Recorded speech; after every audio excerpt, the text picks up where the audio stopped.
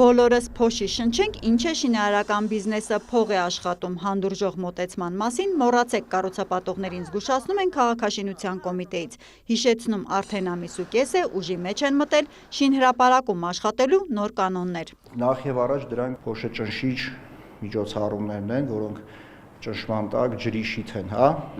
կրակում, այսպես ասած, որպեսզի փոշու տարածումը բացառեն։ Բոլոր ժամանակավոր ճանապարհները շինհրապարակներում պիտի բետոնացվեն, հողածածկ մակերևույթները շինհրապարակում պիտի ծածկված լինեն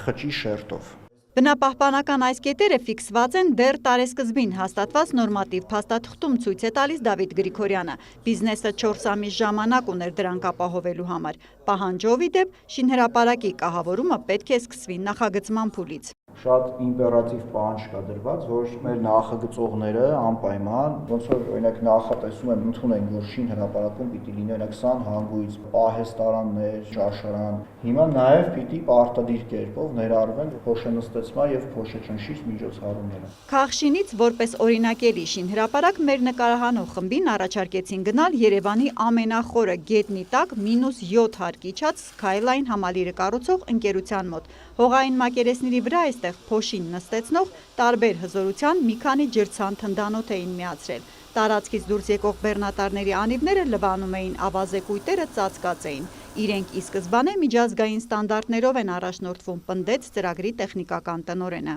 Мы следуем регламентам не только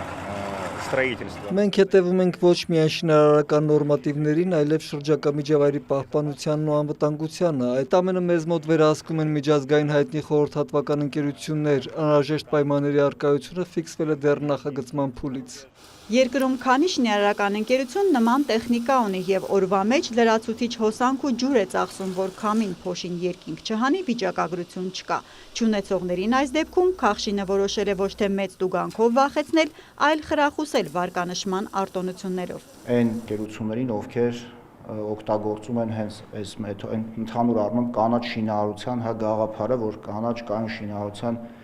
միջոցառումներով շենքերի կառուցմանը մենք մեծ ուշադրություն ենք ընդեղ տվել ու այդ